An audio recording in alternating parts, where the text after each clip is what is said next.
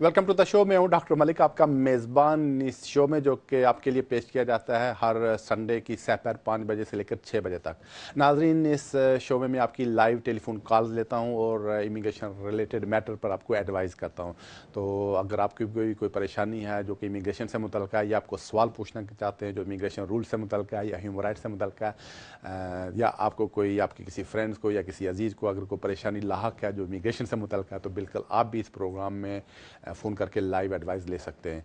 तो मेरी कोशिश होती है इस प्रोग्राम में कि जितनी ज़्यादा कॉल ले सकूँ लूँ और आपकी जितनी भी प्रॉब्लम्स हैं उनको हल कर सकूँ। तो ये मेरे लिए बायस मुसरत होता है। हमेशा की तरह बेशुमार कॉलर्स लाइन के ऊपर होते हैं। देखते हैं हमारे आज के पहले कॉलर कौन है। जी फरमाइए। हेलो, सलाम अलैकुम। जी वालेकुम सलाम। डॉक्टर साहब, मेरा सवाल को मेरा जवाब फ़ोन में देना प्लीज़। मेरा एक क्वेश्चन था कि मैं 3 वीक्स पहला मैं होम ऑफिस से चिट्ठी रिसीव कर दिया। अच्छा। कि उन्होंने बोला to grant of leave to remain in the UK. बिल्कुल मैं समझ गया। सब्जेक्ट टू मुझे पता है, ठीक है। तभी आपने पता क्या करना है? अभी आपने क्या पता करना है? क्या आपका क्या होगा? मेरा ये बोलना है subject to final security check. कितना टाइम लगेगा? और बोला एक मुझे प्रोफार्मा भेज दिया, वो प्रोफार्मा को भेज दो वापस। We will be issue the relevant paper work. That's it. ये मेरा क्वेश्चन है। ठीक है जी, आपकी कॉल का शुक्रिया। असल में आपका केस लेगेसी में आता है। वो लोग जिन्होंने 2007 से पहले असाइलम के लिए क्लेम किया, तो गवर्नमेंट ने उन सबको स्टे देने का फैसला कर लिया। तो इसमें बेशुमार लोगों को, लाखों की तादाद में लोगों को स्टे मिल चुके हैं। अब सिर्फ कोई 15,000 केसेस बाकी हैं। तो गवर्नमेंट का पहले अपना जो टारगेट था वो था कि जुलाई तक इन केसेस को क्लियर करें, फिर अगस्त तक उन्होंने कहा क्लियर करेंगे, लेकिन अभी तक क्लियर नहीं हो सके। तो चूँकि 15,000 से ज़्यादा केसेस अभी तक उनके पास पेंडिंग पड़े हुए हैं, लिहाजा अब उन्होंने जिन केसेस में उनको स्टे देना है, काफ़ी सारे केसेस में उन्होंने चिट्ठियाँ लिखनी शुरू कर दी हैं कि जी आपका हमने डिसीजन कर लिया है, लेकिन कुछ अरसे में आपको स्टे लगा कर दे देंगे। तो बहरहाल as a matter of principle उन्होंने डिसीजन कर लिया कि आपको स्टे दे देंगे। आप कब देंगे वेट करें, मुझे लगता है 5-6 वीक में आपका स्टे लग के आ जाएगा। मीनवाइल आपको जो फॉर्म मिला है ये कंप्लीट करके उनको वापस भेज दें। कॉल का शुक्रिया। नाजरीन, बढ़ते हैं अगले कॉलर की तरफ। जी फरमाइए। हेलो जी, अस्सलाम वालेकुम। वालेकुम सलाम। जी मलिक साहब, मेरा एक क्वेश्चन है, प्लीज इसका डिटेल से जवाब दे दें। जी। मेरी मदर है पाकिस्तान में, तो उनको यहाँ बुलाना है विजिट वीजे पे, तो उसका थोड़ा क्राइटेरिया एक्सप्लेन कर दें। और दूसरा ये कि अगर वो विजिट वीजे पे आती हैं और उस टाइम के अंदर वापस चली जाती हैं, तो दोबारा उनका इंडेफिनिट कैसे किया जा सकता है? क्योंकि मैं यहाँ रहती हूँ और मेरे हस्बैंड ब्रिटिश हैं, लेकिन अभी मैं नहीं हुई ब्रिटिश। जी, आपकी कॉल का शुक्रिया। पहली बात ये कि अगर आपकी मम्मी यहाँ पे विजिटर आना चाहती हैं, तो उसके लिए सिर्फ इमिग्रेशन वाले एक चीज़ वहाँ पे देखते हैं कि जो उनके एक्सपेंसेस होंगे ट्रिप के, वो कौन बर्दाश्त करेगा। अगर तो आप बर्दाश्त करेंगी तो फिर आपको और आपके हस्बैंड को एक स्पॉन्सरशिप उन्हें बनाकर भेजना पड़ेगा। स्पॉन्सरशिप बेसिकली एक वकील के पास आप जाएँ तो वो आपको एक स्पॉन्सरशिप बनाकर अटेस्ट करके दे देगा। ये एक लेटर होता है। उसके साथ आपको अपनी बैंक स्टेटमेंट और मकान का अगर कोई प्रूफ है या काम का प्रूफ है, वो सब उनको भेजना पड़ेगा। वो फिर ये सारे चीज़ें लेकर ब्रिटिश एम्बेसी में अप्लाई करेंगे, फिर ब्रिटिश एम्बेसी उनको विजिटर वीज़ा दे देंगे। ये तो खैर विजिटर वीज़ा हुआ। तो बहरहाल विजिटर वीज़ा शुरू में जब अप्लाई करें तो वो 6 महीने का दे देते हैं ऑटोमेटिकली। तो लेकिन उसके बाद अगर आप दूसरी या तीसरी या चौथी मतलब अप्लाई करें, फिर 2 साल, 5 साल या 10 साल का होता है। तो अगर इंडेफिनिट स्टे के लिए को अप्लाई करना चाहिए, उसके लिए डिफरेंट रूल्स हैं। कॉल का शुक्रिया। नाजरीन, देखते हैं हमारे अगले कॉलर कौन है। जी फरमाइए। जी हेलो जी फरमाइए। सर, मैंने आपसे पूछना था कि अभी जो लेटेस्ट न्यूज़ आई है कि 125,000 जो केसेस लॉस्ट हो गई हैं, उसमें जैसे हमने भी लगाए हुए, हमने ओरिजिनल पेपर्स, पासपोर्ट, बच्चों के बर्थ सर्टिफिकेट डाले हुए हैं, तो सर इसका वो कैसे होगा सर? वो मीन्स जो हमारे पेपर्स वहाँ पे डॉक्यूमेंट है वो भी कि लॉस हो गया, उनकी कुछ पता चल सकता है उनका कैसे? सच है क्या? जी, आपकी कॉल का शुक्रिया। आप पता नहीं कहाँ से ये इन्फॉर्मेशन लेती हैं कि 125,000 केसेस लॉस्ट हो गए। कोई केस लॉस्ट नहीं हुआ, नहीं होता है। यहाँ पे गवर्नमेंट का बड़ा मजबूत और बड़ा पायदार किस्म का सिस्टम है, इस तरह चीज़ें लॉस्ट नहीं होती हैं। तो अलबत्ता अगर आपने, मुझे नहीं पता क्या एप्लीकेशन की थी, बहरहाल अगर आप लेगेसी में हैं तो लेगेसी में तकरीबन 5 लाख लोग आते थे, जिसमें से काफ़ी सारे लोगों को स्टे मिल चुका है। कोई 15,000 एप्लीकेशन बाकी हैं। शायद अगर आप लेगेसी में हैं तो फिर आपका केस पेंडिंग होगा। तो बहरहाल कोई फाइल लॉस्ट नहीं हुई है। ऐसा होता नहीं है कि 1,25,000 केसेस उनसे लास्ट हो जाएं। कॉल का शुक्रिया। नाज़रीन, देखते हैं अगले कॉलर कौन है। जी फरमाइए। जी सत श्री अकाल जी। जी सत श्री अकाल ਭਾਜੀ जी। ਜਿੱਦਾਂ ਸਾਡਾ ਕੇਸ ਫਲੈਕਸੀ ਤੇ ਅਸੀਂ ਲਾਇਆ ਸੀ। अच्छा। ਤੇ ਅਸੀਂ ਜਿੱਦਾਂ ਕਿ ਹੁਣ ਸਾਨੂੰ ਫੋਟੋਆਂ ਮੰਗ ਲਈਆਂ ਨਹੀਂ। ठीक है। ਤੇ ਮੁੜ ਕੇ ਜਿੱਦਾਂ ਕਿ ਉਹਨੇ ਜਦੋਂ ਮੈਂ ਕੰਮ ਤੇ ਸੀ ਦੁਆਰਾ ਨੂੰ ਫੜ ਲਿਆ अच्छा ਮੈਨੂੰ। अच्छा जी, आप मुझसे बात करें, आप टीवी के ऊपर ना सुने। ऊपर है, मैं तो नीचे आ गया हूँ। अच्छा हाँ जी, फिर? उन्होंने हाँ जी अच्छा फोटो ले लिया, मांग ली थी जिधर कि काम से पकड़ा गया, बाद में जिधर सैंडपेट कर लिया। अभी अच्छा ठीक है, तो अभी प्रॉब्लम क्या है, अभी क्या पता करना है? अभी ये पता करना है क्या केस पे को हुआ तो नहीं कुछ, तो दोबारा जो फोटो मांगी दोबारा उसने फिर मांगी थी। ठीक है जी, मैं समझ गया आपकी कॉल का शुक्रिया। असल में आप भी उन लोगों में से हैं जिन्होंने 2007 से पहले कभी असाइलम क्लेम की थी, तो आपका केस भी लेगेसी में है। तो लेगेसी में ये होता है कि जब केस करीब पहुंचता है डिसीजन होने के, तो उस वक्त आपको कहते हैं कि आप फ़ोटो भेज दें, फिर फ़ोटो के बाद जब आपकी बारी आती है उस वक्त स्टे लगा के भेजते हैं। तो आपके केस में भी यही हुआ, उन्होंने आपसे तस्वीरें मांगी थी जो आपने भेज दी हैं। अब उन तक है कि कब आपकी बारी आती है, आपको स्टे लगा कर भेज देंगे, लेकिन मेरा अपना ख्याल है 2-2.5 महीने में आपको स्टे मिल जाना चाहिए। कॉल का शुक्रिया। नाजरीन बढ़ते हैं अगले कॉलर की तरफ। जी फरमाइए। जी ਹੈਲੋ जी फरमाइए। ਹੈਲੋ ਭਾਜੀ ਮੈਂ ਪੁੱਛਣਾ ਸੀ जी ਤੇ ਸਾਨੂੰ ਜਿੱਦਾਂ ਇੰਡੈਫੀਨਿਟ ਸਟੈਂਪ ਜਨਵਰੀ ਚ ਮਿਲੀ ਆ ठीक है ਤਾਂ ਅਸੀਂ ਲਾਈਫ ਜੂਕੇ ਦਾ ਉਦੋਂ ਟੈਸਟ ਪਾਸ ਕਰਕੇ ਕੀਤਾ ਸੀ ਤਾਂ ਭੇਜਿਆ ਸੀ ਨਾਲ ਸਰਟੀਫਿਕੇਟ ठीक है ਤੇ ਜਦੋਂ ਅਸੀਂ ਇੰਡੈਫੀਨਿਟ ਸਟੈਂਪ ਲੈਣੀ ਆ ਤੇ ਸਾਡੇ ਉਹੀ ਸਰਟੀਫਿਕੇਟ ਚੱਲਣੇ ਕੋ ਹੋਰ ਕਰਨਾ ਪਊਗਾ? तो ਤੁਹਾਨੂੰ ਇੰਡੈਫਿਨਿਟ ਸਟੇ ਮਿਲੀ ਹੈ? ਹਾਂਜੀ ਸਾਨੂੰ ਇੰਡੈਫੀਨਿਟ ਜਿੱਦਾਂ ਮਿਲੀ ਆ मिली है, ठीक है मैं ਜਗ੍ਹਾ समझ ਅਸੀਂ गया। ਨੈਸ਼ਨੈਲਿਟੀ ਲਈ ਭੇਜਣਾ ਆ। ठीक है जी, थैंक यू आपकी कॉल। ਨੈਸ਼ਨੈਲਿਟੀ ਲਈ ਭੇਜਣਾ ਆ जी मैं समझ गया जी। ਤੇ ਜਿੱਦਾਂ ਮੇਰੀ ਡਾਟਰ ਜਿਹੜੀ ਸੀ ਉਹਦਾ ਸਕੂਲ ਦਾ ਸਰਟੀਫਿਕੇਟ ਚੱਲਿਆ ਸੀਗਾ। ठीक है जी, आपकी कॉल का शुक्रिया। असल में अगर आपको इंडेफिनिट स्टे मिला है तो आपने life in UK test pass किया था और वो सबमिट किया था। अब आपको कोई और टेस्ट पास करने की ज़रूरत नहीं है, बल्कि वही जो आपका टेस्ट है, जो टेस्ट का सर्टिफिकेट है, वो आपकी नेशनलिटी में चल जाएगा। तो नया कोई टेस्ट पास करने की ज़रूरत नहीं, सिर्फ उसको संभाल कर रखें। जब नेशनलिटी के लिए अप्लाई करें तो वही साथ भेज दें, तो मुझे यकीन है कि आपको नेशनलिटी मिल जाएगी। कॉल का शुक्रिया। नाजरीन अगले कॉलर की तरफ बढ़ते हैं। जी फरमाइए। हाँ जी भाई, मैं जसवीर सिंह बोल रहा। जी जसवीर जी। मैं तो कल पूछनी थी, मेरी वाइफ को ना लीव टू रिमेनिंग वीजा आया। ठीक है ਤੇ ਹਾਂਜੀ ਤੇ ਉਹਦੇ ਤੇ ਭਾਈ ਮੇਰਾ ਕੁਝ ਹੋ ਸਕਦਾ ਹੈ ਇੱਥੇ? ਮੇਰੇ ਕੋਲ ਕੁਝ ਨਹੀਂ ਹੈ। ठीक है, तो किस तरह का उनके पास वीज़ा है? ਉਹ ਭਾਈ ਕੈਟਾਗਰੀ ਸਮਥਿੰਗ 3 or 4 ਹੈ। ਉਹ ਪਹਿਲਾਂ ਆਏ ਸੀਗੇ ਡੋਮੈਸਟਿਕ ਵਰਕਰ ਤੇ। अच्छा ठीक है 6 मंथ ਤੋਂ ਉਸ ਤੋਂ ਬਾਅਦ ਉਹ ਇਹ ਐਕਸਟੈਂਡ ਹੋਇਆ ਵੀ ਹੈ। चलो ठीक है जी, आपकी कॉल का शुक्रिया। मुझे लगता है कि आपकी वाइफ के पास वो जो है डोमेस्टिक वर्कर का वीज़ा, वो पॉइंट बेस्ड सिस्टम कैटेगरी में नहीं आता, वो अलग एक वीज़ा होता है। तो बहरहाल अगर तो आपकी शादी यहाँ पे हो चुकी है, तो मुझे लगता है अब डिपेंड है कि आपके पर्सनल सर्कमस्टांसेस क्या हैं, कितने अरसे से यूके में रह रहे हैं, आपका लीगल स्टेटस यहाँ पे क्या है। तो ज़्यादा बेहतर है कि आप किसी वकील से मिल लें और उनको पूरी बात बताएं, ताकि वो आपको बता सकें कि आप अप्लाई कर सकते हैं या नहीं। लेकिन मेरा ख्याल है शायद आप ह्यूमन राइट्स में एप्लीकेशन कर सकते हैं। आपकी कॉल का शुक्रिया। नाजरीन बढ़ते हैं अगले कॉलर की तरफ। जी फरमाइए। जी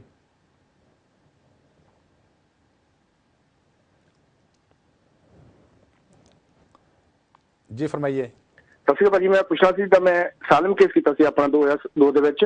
ठीक है ਤੇ ਉਸ ਤੋਂ ਬਾਅਦ ਜਿਹੜਾ ਮੈਂ ਹੁਣ ਫਿੰਗਰਪ੍ਰਿੰਟ ਲੈ ਕੇ ਸੈਨਾ ਤੇ ਜਾਣਾ ਆ, ਠੀਕ ਹੈ। ਪਹਿਲਾਂ ਮੈਂ ਜਾਂਦਾ ਸੀ ਵੀਕ ਬਾਅਦ, ठीक ਤੇ है ਹੁਣ ਇਹਨਾਂ ਨੇ ਲੈਟਰ ਪਾਤਾ ਵੀ ਤੂੰ ਮਹੀਨੇ ਮੰਥਲੀ ਆਇਆ ਕਰ, ਤੈਨੂੰ ਵੀਕ ਬਾਅਦ ਆਉਣ ਦੀ ਲੋੜ ਨਹੀਂ ਹੈ। ਕੋਈ ਪ੍ਰੋਬਲਮ ਤਾਂ ਨਾ ਪਾਉਂਗੇ ਇਹਦੇ ਵਿੱਚ? ਪੁੱਛਣਾ ਸੀ प्लीज। नहीं जी बिल्कुल कोई प्रॉब्लम नहीं पाएगी, ताड़ा स्टे जल्दी हो जाएगा, चूँकि आप भी उस जो लेगेसी स्कीम है उसमें आते हैं। तो लेगेसी स्कीम में जैसा कि मैंने पहले 1-2 कॉलर्स के जवाब में बताया कि तकरीबन 15,000 केसेस उनके पास रह गए हैं।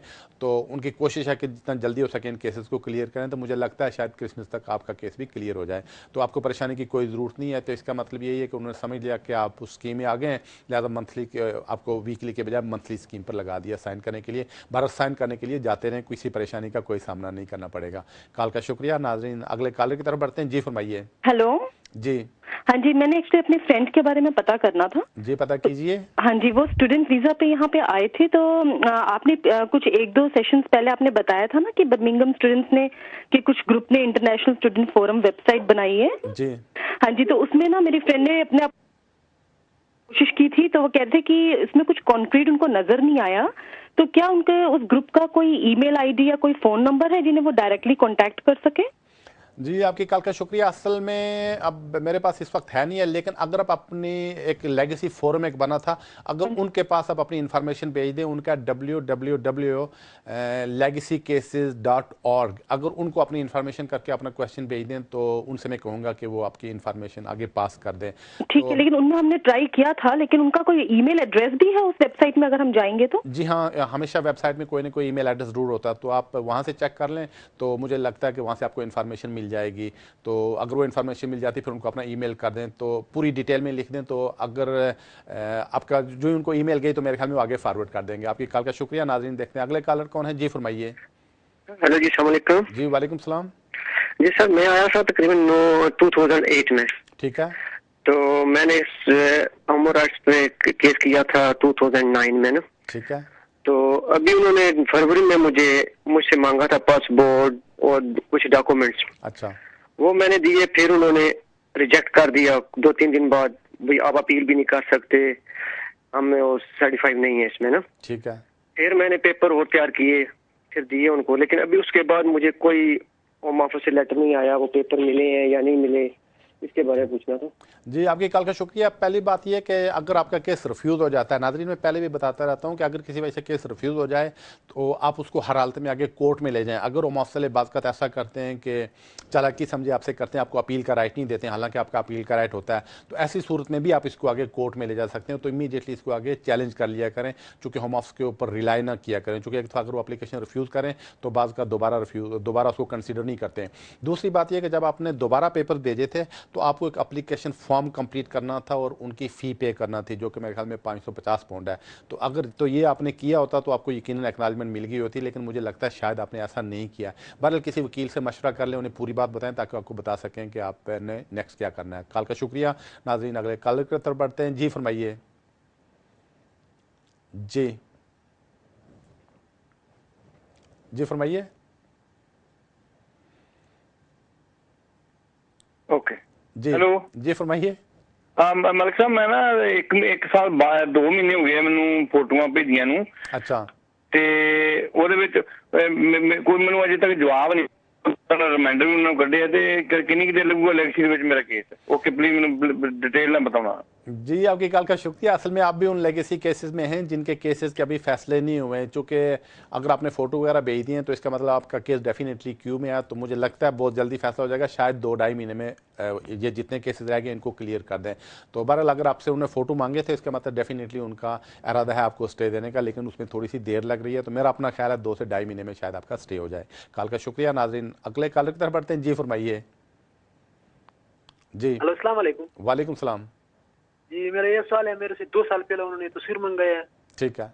फिर 8 महीने के बाद कैरेडन पे बुलाया, इंटरव्यू भी लिया, तो अच्छा। अभी सीन पे लगाया। तो उसके बाद में वो एमपी के पास गया, लेटर लिखा है, वो बोलते आप वेट करो। जब दोबारा गया उन्होंने फिर लेटर लिखा है कि आप अपना कंट्री भी जा सकते हो। मेरा जो वकील है वो बोलते तुम्हारा केस नहीं रिफ्यूज है। वो जो एमपी को लिखा है लेटर में कहते तुम्हारा केस रिफ्यूज है, वकील मेरा कहते हैं नहीं रिफ्यूज है। तो मैं अभी क्या करना चाहिए, प्लीज जरा तफसील से बता दो मुझे, उसको कोई समझ नहीं आते हैं। जी आपकी कॉल का शुक्रिया। अगर तो आपने असाइलम 2007 मार्च से पहले क्लेम की थी तो फिर आप डेफिनेटली लेगेसी में आते हैं। तो बात का ये होता है कि एमपीज़ जब चिट्ठी लिखते हैं तो मास्टरों के पास केस पेंडिंग होता है, लेकिन कई दफ़ा मैंने खुद देखा है, बल्कि आप देखें कि सैकड़ों दफ़ा देखा है कि होम ऑफिस में वैसे ही कंप्यूटर चेक करके जो कि अपडेट नहीं होता तो लिख देते हैं एमपी को कि कोई केस पेंडिंग नहीं है, लेकिन ऐसा होता नहीं है। तो कई केसेस मैंने खुद देखा कि केस पेंडिंग है, होम ऑफिस की तरफ से एक्नॉलेजमेंट भी आ चुकी है, लेकिन एमपी को उन्होंने गलत इन्फॉर्मेशन दी। चूँकि इसकी वजह ये होती है कि कभी कभी वो अपने सिस्टम को अपडेट नहीं करते हैं और जो आदमी एमपी को जवाब देता है वो सिर्फ कंप्यूटर देखकर ही जवाब दे देता है। तो बहरहाल अगर आपका वकील कहता है कि आपका केस लेगेसी में पेंडिंग है तो इसका मतलब है कि वाकई आपका केस लेगेसी में पेंडिंग होगा। बहरहाल उनको रिमाइंडर भेजें और एमपी के थ्रू फिर उनको थोड़ा सा पुश करें। तो जैसा कि मैंने पहले भी बताया कि इसमें तकरीबन को 15,000 केसेस रह गए, तो शायद 2-2.5 महीने में ये केसेस अपने अंजाम तक पहुँच जाएँ। कॉल का शुक्रिया। नाज़रीन अगले कॉलर की तरफ बढ़ते हैं। जी फरमाइए। हेलो जी फरमाइए। जी हेलो जी, मैं ये कहना चाहती हूँ कि हम लोग अभी ईयर 1 PSW वीज़ा पे हैं और हमें अपने वीज़ा को एक्सटेंड करवाना है। और हम जानते हैं कि जैसे कि इमिग्रेशन लॉ बहुत टाइट हो गया है, तो कोई ऐसा उपाय है जिससे हम लोग अपने वीज़ा को एक्सटेंड करवा सकते हैं? जी आपकी कॉल का शुक्रिया। अगर आप टीयर 1 पे हैं तो इस वक्त जो टीयर 1 के ऊपर उनके सामने 3 ऑप्शन रहते हैं। पहला तो वो अगर किसी के साथ शादी कर लें उस पर उसको एक्सटेंड करवा सकते हैं। दूसरा ये टीयर 2 में भी चेंज हो सकता है, अगर आप चेंज करना चाहें तो टीयर 2 में भी हो सकता है।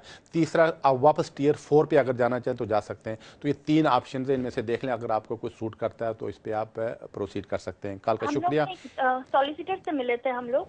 जी आपके कॉल का शुक्रिया। बस एक सवाल का ही जवाब दे सकते हैं। तो बहरहाल डिटेल में अगर आपने डिस्कस करना हो तो किसी सॉलिसिटर के पास जाएं, डिटेल में उनसे डिस्कस कर लें तो आपको बता देंगे नेक्स्ट आपने क्या करना है। कॉल का शुक्रिया। नाज़रीन अगले कॉलर की तरफ बढ़ते हैं। जी फरमाइए। जी हेलो, सत श्री अकाल भाजी। जी सत श्री अकाल। मैं ਪੁੱਛਣਾ ਸੀਗਾ, ਸਾਡੀ ਨਾ ਨੌਂ ਨੂੰ ਨੈਸ਼ਨੈਲਿਟੀ ਮਿਲੀ ਸੀਗੀ। ਠੀਕ ਹੈ ਜੀ। ਤੇ ਉਹ ਪਾਸਪੋਰਟ ਅਪਲਾਈ ਕਰਨ ਲਈ ਮੈਂ ਪੋਸਟ ਆਫਿਸ ਫਾਰਮ ਭੇਜਣ ਗਈ ਤੇ ਉਹ ਨੈਸ਼ਨੈਲਿਟੀ ਲੈਮੀਨੇਟ ਕਰਾ ਲਈ ਉਹਨੇ। ਅੱਛਾ। ਪੋਸਟ ਆਫਿਸ ਵਾਲੇ ਕਹਿੰਦੇ ਕਿ ਇਹ ਹੁਣ ਐਕਸੈਪਟ ਨਹੀਂ ਹੋਣੀ, ਤੇ ਹੁਣ ਕੀ ਕੀ ਕਰਾਂਗੇ ਅਸੀਂ ਪਾਸਪੋਰਟ ਕਿੱਦਾਂ ਬਣਾਵਾਂਗੇ ਉਹਦਾ ਬ੍ਰਿਟਿਸ਼? जी आपकी कॉल का शुक्रिया। असल में आपने वो लेमिनेटेड एक्सेप्ट कर लेनी चाहिए, शायद पोस्ट ऑफिस वाले एक्सेप्ट नहीं कर रहे हैं। जी हाँ, शायद वो एक्सेप्ट नहीं कर रहे हैं। आप ऐसा करें कि एप्लीकेशन फॉर्म कंप्लीट करें और उसको अटेस्ट करवाकर खुद ही पासपोर्ट के लिए भेज दें, क्योंकि ज़रूरी नहीं होता कि आप पोस्ट ऑफिस के थ्रू अप्लाई करें। बाज़ वक़्त पोस्ट ऑफिस के थ्रू अप्लाई करते हैं, बाज़ लोग नहीं भी करते हैं, तो आप डायरेक्टली भी अप्लाई कर सकते हैं। आप डायरेक्टली अप्लाई करें तो उसके लिए शर्त यह है कि जो इमिग्रेशन जो ऑफिसर आपको पासपोर्ट इशू करेगा वो मुतमिन हो कि आपको ब्रिटिश नेशनलिटी इशू हो चुकी है। चूँकि इशू हो चुकी है, इस वजह से मुझे यकीन है कि आपको पासपोर्ट इशू हो जाएगा। डायरेक्टली खुद ही पासपोर्ट ऑफिस को अप्लाई कर दें, पोस्ट ऑफिस के पास जाने की ज़रूरत नहीं है। कॉल का शुक्रिया। नाज़रीन अगले कॉलर की तरफ बढ़ते हैं। जी फरमाइए। जी अस्सलाम वालेकुम। वालेकुम सलाम। जी फरमाइए। मलिक साहब, मेरा क्वेश्चन ये है कि मैं बेनिफिट्स पे हूँ। मैं 2 किस्म के बेनिफिट्स ले रहा हूँ, हाउसिंग और दूसरा एम्प्लॉयमेंट जो है। ठीक है। और मेरे पास ब्रिटिश नेशनलिटी है और मैं अब शादी करनी है। मैंने एक और जो लड़की है वो जो विजिटर थी, तो अगर मैं उनसे शादी करता हूँ तो मेरे हाउसिंग बेनिफिट जो हैं वो ख़त्म हो जाएंगे? जी आपके कॉल का शुक्रिया। शादी करने से तो बेनिफिट्स ख़त्म नहीं हो सकते हैं, लेकिन अगर वाइफ को यहाँ पे लाना चाहें तो फिर जो आदमी बेनिफिट्स पे होता है वो तो इधर ही है। हाँ, तो पहली बात यह कि ओवर स्टे जो होता है उसके लिए गारंटी नहीं होती कि उसको यहाँ से स्टे मिलेगा। तो बहरहाल अगर यहाँ से आप अप्लाई करते हैं या बैक होम से अप्लाई करते हैं, अगर आप बेनिफिट्स के ऊपर हैं तो फिर उसको स्टे मिलने के कोई चांसेस नहीं होते हैं, क्योंकि आप खुद गवर्नमेंट के ऊपर बोझ हैं और गवर्नमेंट ये नहीं चाहती कि एक और आदमी गवर्नमेंट के ऊपर बोझ बने। इस वजह से रूल्स ये कहते हैं कि उसको वीज़ा ना दिया जाए। कॉल का शुक्रिया। नाज़रीन अगले कॉलर की तरफ बढ़ते हैं। जी फरमाइए। जी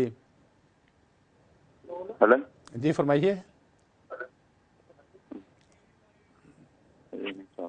जी मुझे लगता है आपकी कॉल ड्रॉप करना पड़ेगी। जी फरमाइए। जी आप टीवी की आवाज़ कम कर दें।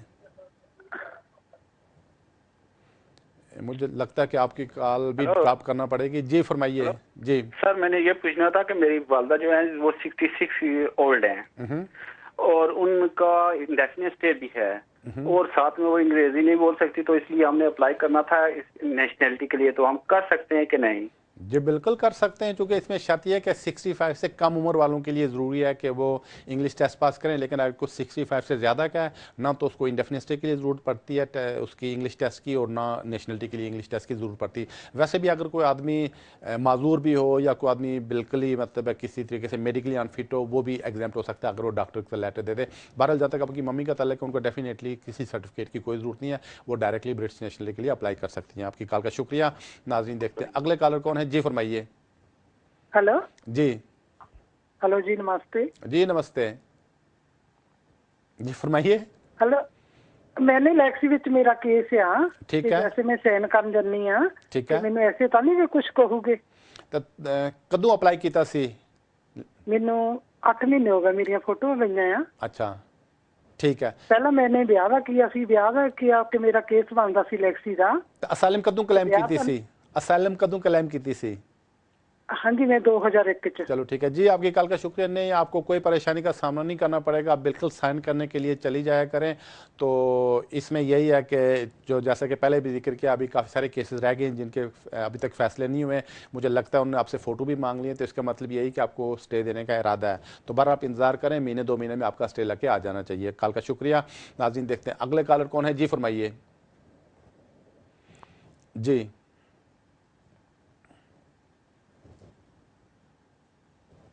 जी फरमाइए। मुझे लगता है शायद ये कॉल ड्रॉप हो रही है। देखते हैं हमारे अगले कॉलर कौन है। जी फरमाइए। हेलो अस्सलाम वालेकुम। वालेकुम सलाम। अच्छा मलिक साहब, डॉक्टर साहब ये मैं पूछना आपसे, मैंने लक्ष्मी में केस किया था 2001 में। ठीक है। मैंने एमपीए के लेटर लिखा है, उन्होंने दोबारा वापस लेटर लिखा, उन्होंने कहा आपकी स्टे हो गई है। अच्छा।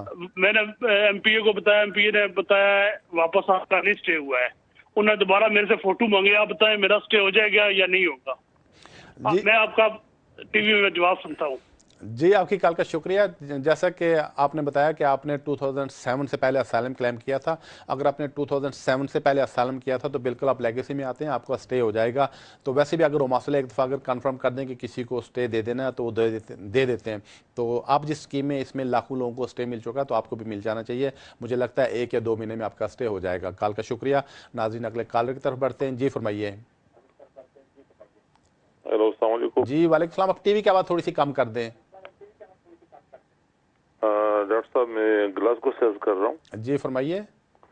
मेरे एक दोस्त हैं, उन्होंने 2007 में यहाँ असाइलम किया था। अच्छा। उनका असाइलम रिफ्यूज हो गया। उसके बाद फिर 2009 में उनकी फैमिली आई। उन्हें किस मंथ में अप्लाई किया था? ये अफगानिस्तान से बिलोंग करते हैं। नहीं, कब उन्होंने किस डेट को असाइलम क्लेम की थी? 2007 में उन्होंने अप्लाई किया था। किस तारीख को? ये जून जुलाई में। अच्छा ठीक है। अच्छा फिर तारीख तो मुझे कंफर्म अच्छा नहीं। चलो ठीक है। तो अभी सवाल क्या है आपका? मेरा पहला सवाल ये है कि मेरे दोस्त ने 2007 में असाइलम किया, जून या जुलाई का महीना था। ठीक है। उसके बाद 2009 में उसकी फैमिली यहाँ आई, उसके बच्चे भी हैं यहाँ पर। ठीक है। लेकिन उनसे अभी तक उन्होंने फोटो तो ले ली है, लेकिन अभी तक कोई जवाब नहीं है उनको। तो इसके बारे में मालूमात करना चाहता हूँ, आया इनके लिए क्या होगा, इनका ये क्या। ठीक है जी, आपके कॉल का शुक्रिया। अगर तो आपके फ्रेंड ने मार्च 2007 से पहले अप्लाई किया होता फिर तो उसकी गारंटी थी कि वो असाइलम की बुनियाद पे उसको लेगेसी में आता था, उसको स्टे मिल जाता। चूँकि उसे मार्च के बाद अप्लाई किया, मार्च 2007 के बाद, लिहाजा उसको स्टे मिलने की गारंटी नहीं है, लिहाजा चांसेस हैं शायद उसको भी स्टे दे दें। बहरहाल मेरा ये मशवरा है कि बस चुप करके वेट करते रहें और जब उसकी बारी आएगी उस वक्त उसके केस का कोई ना कोई फैसला करेंगे। लेकिन अगर मार्च से पहले अप्लाई करता तो डेफिनेटली वो उसने लेगेसी में आना था, लेकिन अब भी चांसेस हैं शायद उसको स्टे मिल जाए। तो यही मेरा आपको मशवरा है कि बस चुप करके इंतजार करें। कॉल का शुक्रिया। नाज़रीन अगले कॉलर की तरफ बढ़ते हैं। जी फरमाइए। हेलो जी, मेरा सवाल है कि लड़की कोई ब्याह करा के 5 साल नाल रह के इंडिया चो आई, ओदा डिवोर्स हो जाता है। ठीक है। उन्हें दोबारा ब्याह कराना हो तो फिर कोई टाइम लिमिट भी है? पहला उसका स्टे लग गया या स्टे खत्म हो गया या नहीं? वो 5 साल हस्बैंड दे नाल रह के उन्हों दा डिवोर्स हो गया। अच्छा, उसको स्टे है? लड़की को स्टे है या नहीं है? लड़की को स्टे है। अच्छा ठीक है। तो हुन सवाल जे उन्हें इंडिया में ब्याह कराना होवे तो डिवोर्स तो कितने चिर बाद करा सकते? जी बिल्कुल, और डिवोर्स तो दूसरे दिन भी जाके ब्याह कर सकती है, उससे कोई प्रॉब्लम नहीं।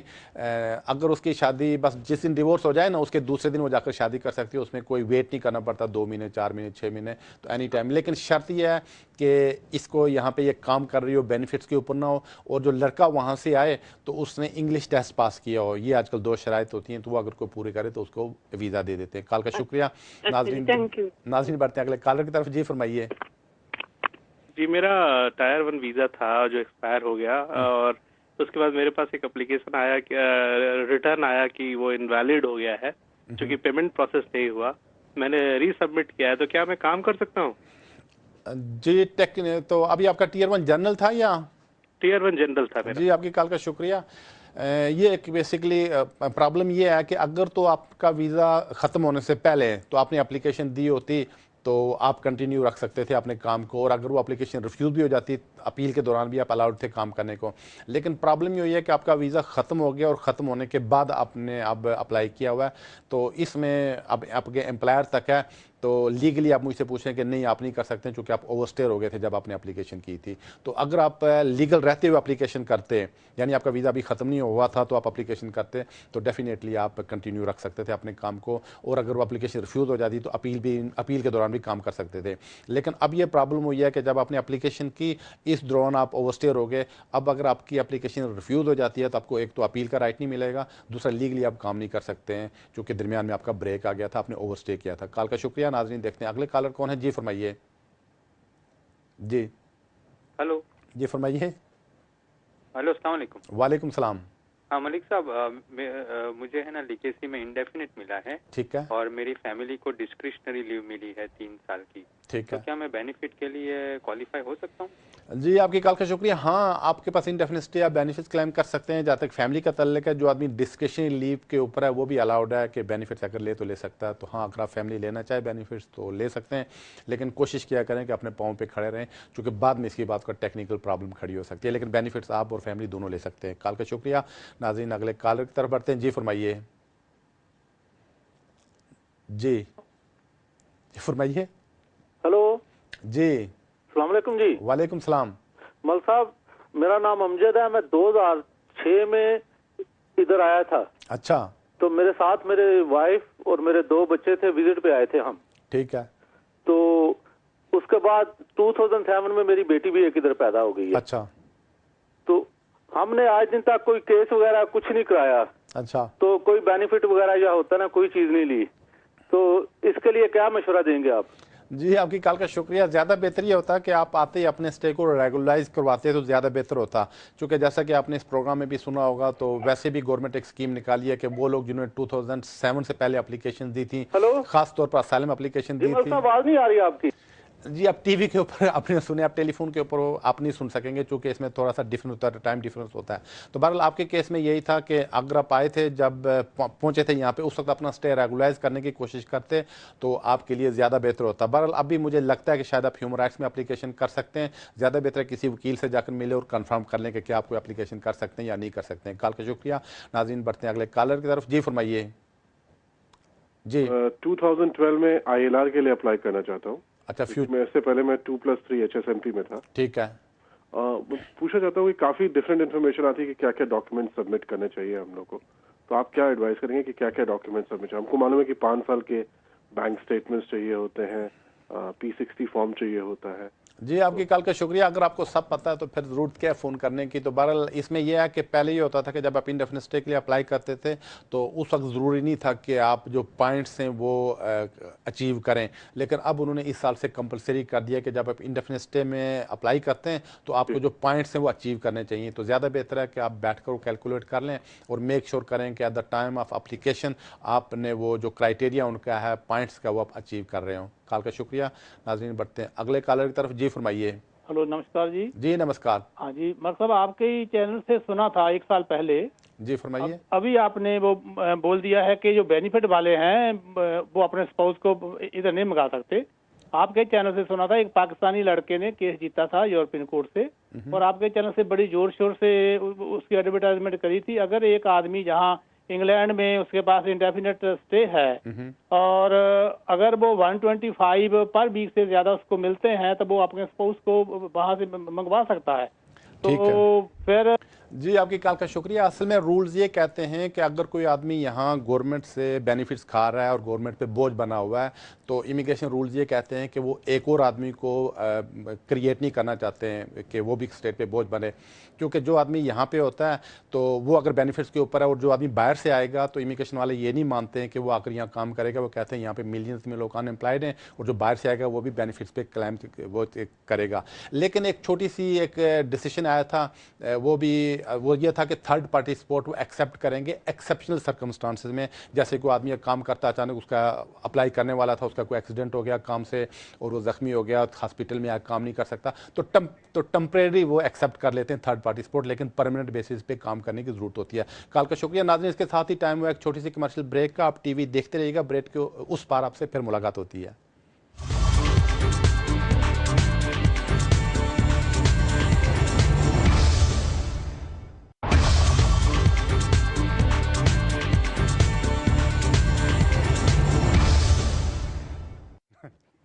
Welcome back to the show. नाज़रीन, हम कॉल्स का सिलसिला वहीं से शुरू करते हैं जहां पे मुनक़ता हुआ था। देखते हैं हमारे अगले कॉलर कौन है। जी फरमाइए। जी फरमाइए। जी मलिक साहब, मैं इधर आया था 2002 में। अच्छा। तो हमने असाइलम क्लेम किया था, तो उस वक्त उसने तो फिर हमने ये 2009 में फिर दोबारा प्रश्न अपील कर दिया। अच्छा। तो हमारे डिटेल किसी आदमी ने यूज कर दिया था, वो हमारे डिटेल के ऊपर डिपोर्ट कर दिया उसने। अच्छा। हम इधर ही अभी वो हमने जो अपील किया था वो हम उनको बोला था लेटर भेज दो, वो फोटो भेज दो, हमने फोटो भी भेज दिया। अच्छा। तो अभी वो मुझे बोल रहे कि आपको डिपोर्ट कर दिया, तो हम इधर ही है, इस मुल्क से हम गया नहीं है। अच्छा। तो हम अभी क्या करें? तो उसने उस दिन लेटर उसने मुझे भेजा था कि आप 2010 में वापस आया था, लेकिन हमने क्लेम जो किया था 2009 में कर दिया। ठीक है। तो हम जब से आया हुआ है अभी तक हमारे पास सब सबूत है, डॉक्टर का भी है। ठीक है जी। आपकी कॉल मेरे रहा है, उसका एड्रेस भी हमारे जो उधर ही उसी एड्रेस से रहता था। जी ठीक है, आपकी कॉल का शुक्रिया। असल में जब कोई और आदमी शायद पकड़ा गया होगा, उसने आपकी डिटेल दे दी होंगी, तो उसको शायद पकड़ के उन्होंने डिपोर्ट किया होगा। कभी कभी ऐसा होता है कि होम ऑफिस किसी को डिपोर्ट कर देते हैं, लेकिन वो खासे मोहतात हैं, फिंगरप्रिंट्स लेते हैं, वहाँ से चेक कर लेते हैं। फिर भी बहरहाल जो आप कह रहे हैं अगर ये सही है तो आप होम ऑफिस के साथ केस अच्छा खासा फाइट कर सकते हैं कि आप लेगेसी में आते हैं, आपको लेगेसी में स्टे दिया जाए। अगर वो फिर भी स्टे नहीं देते हैं, आप इसको कोर्ट में ले जा सकते हैं। तो फिर कोर्ट में उनको साबित करना पड़ेगा कि वाकई उन्होंने आपको डिपोर्ट किया था या नहीं किया था। तो ज़्यादा बेहतर है किसी अच्छे वकील के थ्रू इसको फाइट करें केस को। कॉल का शुक्रिया। नाज़रीन बढ़ते अगले कॉलर की तरफ। जी फरमाइए। जी फरमाइए। हेलो, अस्सलाम वालेकुम। वालेकुम सलाम। मेरे सवाल करना है, मैं 2003 में आया था जून में। अच्छा, फिर पर मैंने कोई केस अप्लाई नहीं किया। अभी मैंने शादी की है लास्ट मंथ, तो अभी मैं केस अप्लाई करने जा रहा हूँ। मेरे ट्विंस भी होने वाले हैं नेक्स्ट मंथ। अच्छा, तो क्या मुझे स्टे मिल जाएगा? पाकिस्तान तो नहीं जाना पड़ेगा वापस, या मेरे लिए क्या करना चाहिए मुझे? लेजिस्लेशन में आता हूँ। जी, आपकी कॉल का शुक्रिया। नहीं, लेगेसी में आप नहीं आते हैं। अगर आपने कोई केस अप्लाई किया होता है या असाइलम क्लेम की होती फिर डेफिनेटली आप लेगेसी में आते हैं, लेकिन आपने गलती की कि 2003 से लेकर 2007 तक कुछ अप्लाई नहीं किया। अगर अप्लाई किया होता तो मुझे यकीन है आपको स्टे मिल चुका होता। बहरहाल, अगर आपकी अब शादी हो गई है और मेरा आपको मशवरा है कि आप इंतजार करें बच्चे पैदा हो जाएँ, बच्चों का फिर पासपोर्ट बनवा कर तो फिर अप्लाई करें। बच्चों के बेस पर आपके थोड़े से ज़्यादा चांसेस मुझे बनते नज़र आते हैं। कॉल का शुक्रिया। नाज़रीन, देखते हैं अगले कॉलर कौन है। जी फरमाइए। हेलो, अस्सलाम वालेकुम। वालेकुम सलाम। जी मलिक साहब, मैं 1998 में आया था, असाइलम किया था। अच्छा। उसके बाद जो ना 2007 में मेरी फैमिली ने मुझे ज्वाइंट किया। अच्छा। और मैंने इंडेफिनेट के लिए अप्लाई किया। ठीक है। 1 साल बाद उन्होंने रिफ्यूज कर दिया 2008 में। अच्छा। उसके बाद उन्होंने जो ना मैंने दोबारा एप्लीकेशन की 2 मंथ के बाद, तो लेक्सी के तक 2010 में मुझे इंडेफिनेट दे दिया इन्होंने। ठीक है। अब मैं जो ना नेशनैलिटी के लिए कब अप्लाई कर सकता हूँ? जी, आपके कॉल का शुक्रिया। असल में नेशनलिटी में आपको 2 शराइत पूरी करना होती हैं। पहली ये कि आपको इंडेफिनिट स्टे मिले हुए 1 साल हो चुका हो, और दूसरी है कि जिस वक्त आप एप्लीकेशन करें पिछले 5 साल में आप यूके में लीगल तरीके से रहे होंगे। तो अब डिपेंड है कि आपने लेगेसी में कब अप्लाई किया था। जिस रोज़ आपने लेगेसी में अप्लाई किया था वहाँ से आपका लीगल स्टे शुरू होता है। वहाँ से जब 5 साल पूरे होंगे तो आप नेशनलिटी के लिए अप्लाई कर सकेंगे। दूसरी बात यह कि लेगेसी में जिन लोगों को इंडेफिनिट स्टे मिलता है उनको life in UK test pass करने की ज़रूरत नहीं होती है, लेकिन जब वो नेशनलिटी के लिए अप्लाई करते हैं तो उस वक्त टेस्ट की ज़रूरत होती है। कॉल का शुक्रिया। नाज़रीन, बढ़ते हैं अगले कॉलर की तरफ। जी फरमाइए। अस्सलाम वालेकुम मलिक साहब। वालेकुम सलाम।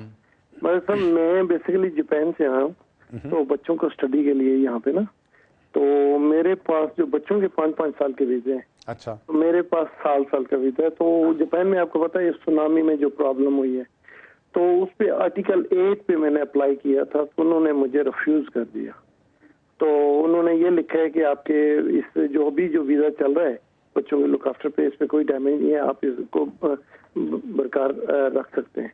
तो क्या मैं किस बेस पे अप्लाई कर सकता हूँ कि वैसे मैं बिजनेस कर रहा हूँ यहाँ पे किसी और के नाम पे, क्या मैं कर सकता हूँ क्या नहीं कर सकता? जी, आपकी कॉल का शुक्रिया। पहली बात तो मेरे आपके सवाल की मुझे समझ में नहीं आई कि सुनामी कहाँ पे आया था, क्योंकि जिन आप उर्दू में बात करते हैं तो जिन कंट्रीज में उर्दू बोलती जाती है वहाँ तो सुनामी तो मेरे ख्याल में नहीं आया कहीं भी।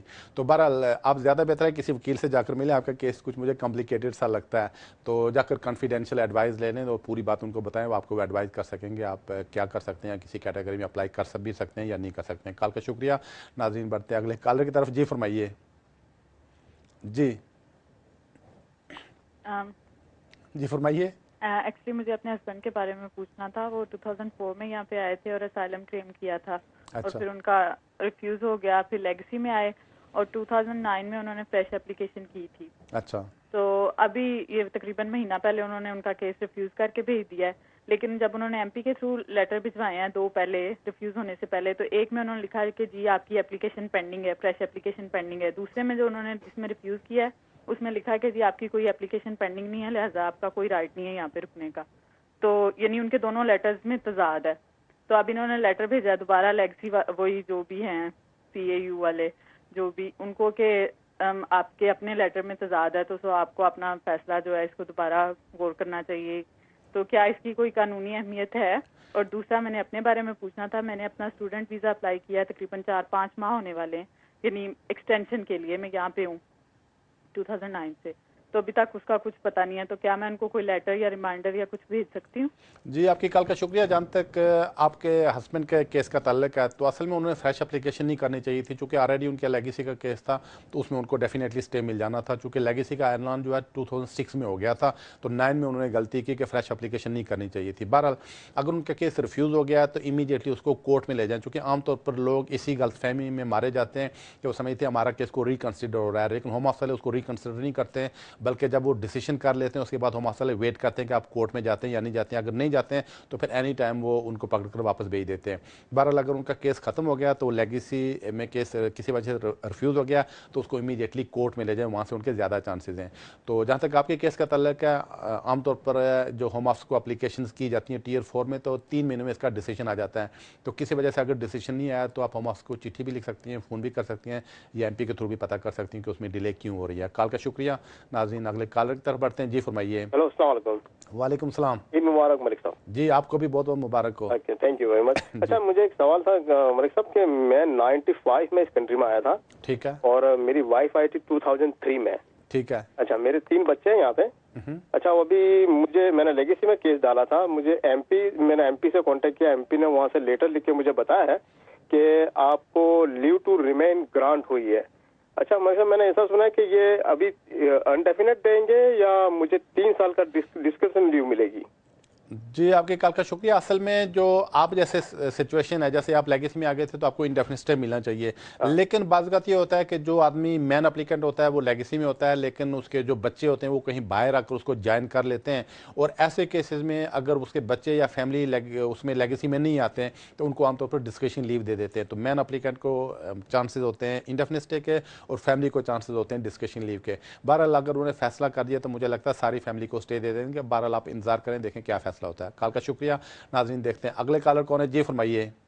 हेलो अस्सलाम वालेकुम। वालेकुम मुझे सलाम। मालूम करना था कि अभी मेरे बच्चों का इंडेफिनेट हो गया है यहाँ पे, तो वो मुझे नेचुरलाइजेशन के लिए अप्लाई करना था, लेकिन मुझे फॉर्म थोड़ा गाइड कर देंगे। MN1 फॉर्म चाहिए या MN4 फॉर्म, क्योंकि दोनों सिमिलर लग रहे हैं, समझ में नहीं आ रहा कि कौन सा वाला इन पे अप्लाई होगा। जी आपके कॉल का शुक्रिया। आपको MN1 फिल आउट करना पड़ेगा। MN1 फिल आउट करना पड़ेगा। और पासपोर्ट ये फौरन अप्लाई कर सकते हैं उसके बाद जैसे नेचुरलाइजेशन हो जाए, या वेट करेंगे? नहीं जी हाँ, नेशनलिटी के अप्लाई करने तकरीबन 6-7 वीक में नेशनलिटी हो जाती है। जब उनको नेशनलिटी मिल जाए उसके एनी टाइम नेक्स्ट डे आप ब्रिटिश पासपोर्ट के लिए अप्लाई कर सकते हैं। कॉल का शुक्रिया। नाज़रीन देखते हैं अगले कॉलर कौन है। जी फरमाइए।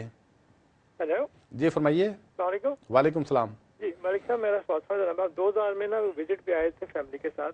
ठीक है। 2007 में हमने अप्लाई किया 7 ईयर पॉलिसी में, लेकिन 2011 में उन्होंने हमें डिस्क्रेशनरी लीव दी। उसके खिलाफ हम कोर्ट में गए। अब कोर्ट में हमारी लास्ट वीक हमारी उन्होंने जज के सामने सारी डिस्कशन हुई है, तो उन्होंने कहा कि हमारा जो केस है वो हेयरिंग के लिए एक्सेप्ट किया उन्होंने। तो अभी हमें कोर्ट क्या उन्होंने 3 मंथ दिया है होम ऑफिस को टाइम भी कि मजीद एविडेंस लें। तो क्या हमें डेफिनेट मिल जाएगी या हमें डिस्क्रिप्शनरी पे रहना पड़ेगा, और हम अभी कोई बेनिफिट ले सकते हैं या नहीं? जी आपकी कॉल का शुक्रिया। असल में आपका जो केसेज है इसी तरह का एक केस ऑलरेडी सुप्रीम कोर्ट में चल रहा है, तो मुझे नहीं लगते हैं चांसेस कि आपको शायद इंडेफिनिट स्टे दें। चूँकि रीज़न ये हुआ था कि ये जो स्कीम थी फैमिली कंसेशन की DP5, तो ये विड्रॉ हो गई थी 2008 दिसंबर में। तो उसके बाद फिर हम ही ने उसको चैलेंज किया था, तो ये पिछले साल 2 एक डिसीजन आ गए थे हाई कोर्ट से कि वो उनको यहाँ पे स्टे दे देना चाहिए, इंडेफिनिट स्टे मिल जाना चाहिए 7 ईयर्स की पॉलिसी वालों को। लेकिन होम ऑफिस ने उसके खिलाफ अपील कर रखी है, जिसकी हेयरिंग अभी नहीं हुई है, लेकिन होने वाली है सुप्रीम कोर्ट में। वो जब हेयरिंग हो जाएगी तो उससे फिर लॉ बन जाएगा कि क्या उनको स्टे मिलेगा या नहीं मिलेगा। लेकिन जब ये कोर्ट ऑफ अपील में हेयरिंग चल रही थी उस वक्त हमने पूछा था होम ऑफिस से कि जी जिन लोगों की अब अप्लीकेशन होंगी उनका क्या फैसला करेंगे जब तक सुप्रीम कोर्ट से फैसला नहीं आता। तो होम ऑफिस ने वहाँ पर अंडरटेकिंग दी थी कि जी हम इनको डिस्क्रिप्शन लीव दिया करेंगे। तो इस वजह से अभी जो अप्लाई करते हैं लोग 7 ईयर्स की बेस पे उनको आमतौर पर डिस्क्रिप्शन लीव मिलती है। लेकिन अगर सुप्रीम कोर्ट से वो डिसीजन आ जाता है फैमिली कंसेशन का, तो फिर ऐसी सूरत में उनको इंडेफिनिट स्टे मिल सकेगा। बहरहाल आपको इंतजार करना पड़ेगा कि सुप्रीम कोर्ट का क्या फैसला होता है। तो आपकी कॉल का शुक्रिया। नाज़रीन इसके साथ ही हुआ एक टाइम छोटी सी कमर्शियल ब्रेक का। आप टीवी देखते रहिएगा, चंद ही मिनट्स में फिर मुलाकात होती है।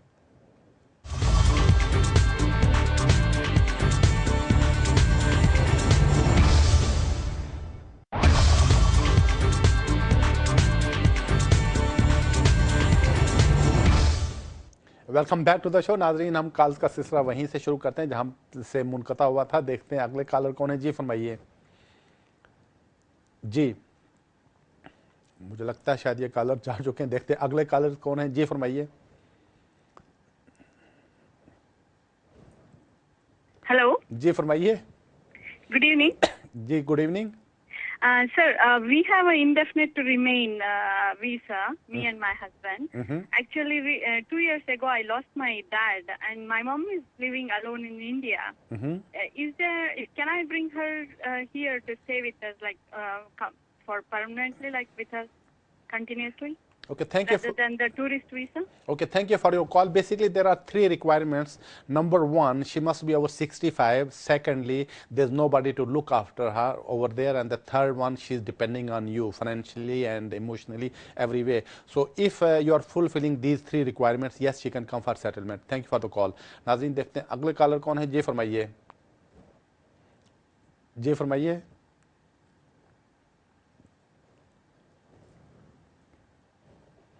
जी हेलो जी फरमाइए।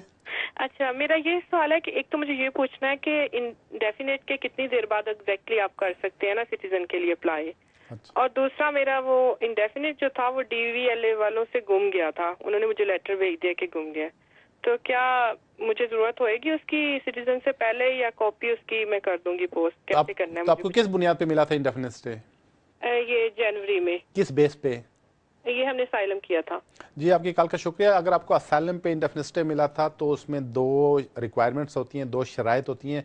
पहली ये कि आपको इंडेफिनिट स्टे मिले हुआ 1 साल हो चुका, और दूसरी ये कि आपको यहाँ पे लीगल तरीके से रहते हुए 5 साल पूरे हो चुके हों। तो अगर ये 2 शराइत पूरी करते हैं तो फिर आप इंडेफिनिट स्टे के लिए अप्लाई कर सकते हैं। तो ज़्यादा बेहतर है, अगर आपका स्टेटस लेटर गुम हो गया तो ज़्यादा बेहतर है आप होम ऑफिस को कहें वो आपको नया इशू कर दें। कॉल का शुक्रिया। नाज़रीन देखते हैं अगले कॉलर कौन है। जी फरमाइए। जी अस्सलाम वालेकुम सलाम। जी, मेरा क्वेश्चन ये है कि मैंने असाइलम किया हुआ है 3 बच्चों के साथ। अच्छा। तो मैं किसी फ्रेंड की अब प्रेग्नेंट हो गई हूँ। अच्छा। तो क्या अगर ये मैं होम ऑफिस को बताती हूँ तो मेरे केस पे कोई फर्क पड़ता है? और ये जो मेरे 3 बच्चे हैं बाकी उनका इनके साथ इस बच्चे के साथ वो DNA टेस्ट करेंगे? जी आपकी कॉल का शुक्रिया। हाँ अगर वो मशकूक हो जाएं तो फिर कर लेते हैं, चूँकि आपके केस के ऊपर तो कोई फ़र्क नहीं पड़ता। अगर आप किसी से प्रेग्नेंट हो गई हैं तो इससे कोई फ़र्क नहीं पड़ता आपके केस पे। लेकिन बाज़ात लोग असाइलम जैसे आपने किया इस तरह असाइलम क्लेम करते हैं, उसमें यही प्रिटेंड करते हैं उनका हस्बैंड यहाँ पे नहीं है तो यहाँ पे बच्चा पैदा हो जाता है। तो अगर इमिग्रेशन वाले इस पर सस्पिशियस हो जाएँ कि वो समझें कि बच्चों का बाप इधर ही है तो DNA आपसे करवा भी सकते हैं। कॉल का शुक्रिया। नाज़रीन देखते हैं अगले कॉलर कौन है। जी फरमाइए। हेलो जी फरमाइए। डॉक्टर नमस्कार। जी नमस्कार। सर मेरा ये था कि हम यहाँ स्टूडेंट डिपेंडेंट वीजे पे हैं, तो मेरे अभी ना 1 महीना हुआ मेरे बेबी हुआ है। ठीक है। तो मैं स्टूडेंट डिपेंडेंट वीजे पे अपनी एक्सटेंशन कराना चाहता, क्या बेबी के बिहाफ पे मैं को वीजा किसी कैटेगरी में अप्लाई कर सकता हूँ? जी आपकी कॉल का शुक्रिया। अगर तो आप वर्क परमिट की जो Tier 2 की रिक्वायरमेंट्स हैं तो वो अगर पूरी कर रहे हों तो फिर आप अपना जो वीज़ा है वो Tier 2 में अप्लाई कर सकते हैं। तो जहाँ का तो आपकी वाइफ का तल्लक है, मुझे पता नहीं उन्होंने यहाँ से क्या किया है। बहरहाल अगर डिग्री वगैरह कर लें या अगर कर ली, अगर अप्रैल से पहले कर लेती हैं तो इसको वो पोस्ट स्टडी वर्क पे चेंज कर सकती हैं। कॉल का शुक्रिया। नाज़रीन देखते हैं अगले कॉलर कौन है। जी फरमाइए। जी जी फरमाइए। तो रिसेंटली मैं एक्सटेंशन के लिए डाला हूँ। अच्छा। लेकिन रिसेंटली जो मैं यानी सेल्फ एम्प्लॉयड भी हूँ और मैं काम भी करता हूँ, तो जितने मेरे जो 10 क्लाइंट्स हैं उनको जो है ना होम ऑफिस ने लेटर भेजा है कि ये बंदे ने कब काम किया था और कितने अरसे का काम किया था और इनवॉइस नंबर क्या है, सारे डिटेल्स वगैरह पूछे हैं। तो मुझे ये पूछना था कि जो नहीं कोई डरने वाली बात है क्या? आपने Tier 1 में अप्लाई किया है? नहीं देता है, मिसाल के तौर पर कोई नहीं है तो क्या मसला होगा मेरा? आपने Tier 1 में अप्लाई किया है? पड़ेगा या क्या? मैं बहुत परेशान हूँ, समझाए प्लीज। आपने Tier 1 में अप्लाई किया है? Tier 1 जो मुझे 3 साल का वीजा मिला था। जी ठीक है जी। तो मेरा जी मैं समझ गया। आपकी कॉल का शुक्रिया। असल में जब आप Tier 1 में अप्लाई करते हैं तो अगर आप कहें कि मैं सेल्फ एम्प्लॉयड हूँ तो बाज़ औक़ात लोग ये करते हैं कि इन्वाइसेस दे देते हैं जो इन्वाइसेस सही नहीं होती हैं। तो चूँकि काफ़ी सारे लोग यही करते हैं, लिहाजा होम ऑफिस इस सिलसिले में खासे मोहतात हैं। और जब आप ऐसी इन्वाइसेस सबमिट करते हैं तो वो बाज़ औक़ात अगर सस्पिशियस हो जाए, अगर मशकूक उनको लगें तो फिर हर एम्प्लॉयर से वो कांटेक्ट करते हैं कंफर्मेशन करने के लिए। तो अगर जेन्युइन इन्वाइसेस हैं तो एम्प्लॉयर जो है वो तो कंफर्म कर देते हैं, लेकिन अगर किसी वजह से जेन्युइन हो तो फिर ज़ाहिर है वो कंफर्म तो नहीं करेंगे। तो ये वजह आपके बारे में वो थोड़ा से मशकूक हो गए, इस वजह से वो अपनी इन्वेस्टिगेशन कर रहे हैं। कॉल का शुक्रिया। नाज़रीन देखते हैं अगले कॉलर कौन है। जी फरमाइए। हेलो जी। मैं इंडिया से लंदन ट्रैवल कर रही थी। अच्छा। मैं वेजिटेरियन हूँ पर उन्होंने मुझे मीट दे दिया था। अच्छा। और हमने अप्लाई किया था बट उनका कोई उत्तर ही नहीं आया है। अच्छा फिर? बस स्टिल हम वेटिंग कर रहे हैं। जी आपकी कॉल का शुक्रिया। तो बहरहाल ये आप काफ़ी सीरियस मैटर है, आप इसको एयरलाइन के साथ उठा सकती हैं। तो ज़्यादा बेहतर आप ये है कि आप लोकल एडवाइस ब्यूरो में चले जाएं, सिटीजन एडवाइस ब्यूरो है उसमें चले जाएं, उनको कहें वो एक चिट्ठी लिखेंगे एयरलाइन को, तो आपका उनके साथ मसला उठाएंगे। काफ़ी सीरियस मैटर है। कॉल का शुक्रिया। नाज़रीन देखते हैं अगले कॉलर कौन है। जी फरमाइए। जी